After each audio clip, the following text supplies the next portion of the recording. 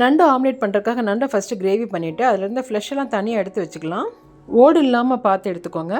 அதோட கொஞ்சம் கிரேவியும் ஆட் பண்ணிக்கலாம். இதுலேயே நல்லா மிக்ஸ் பண்ணிவிட்டு எக்கு போட்டு ஆம்லேட் போட்டுக்கலாம். நான் கொஞ்சம் வெங்காயம் சேர்த்துருக்கேன். மசாலாவுக்கு தகுந்த மாதிரி வெங்காயம் சேர்த்துக்கோங்க, நிறைய சேர்த்துட வேண்டாம். இது கூட பொடியாக நறுக்கின கொத்தமல்லி சேர்த்துக்கலாம். நல்லா மிக்ஸ் பண்ணிவிட்டு 2 முட்டையை உடச்சி ஊற்றிக்கலாம். இதோடய கொஞ்சம் மஞ்சத்தூள், மிளகுத்தூள், உப்பு சேர்த்து நல்லா கலந்து கொடுத்துக்கலாம்.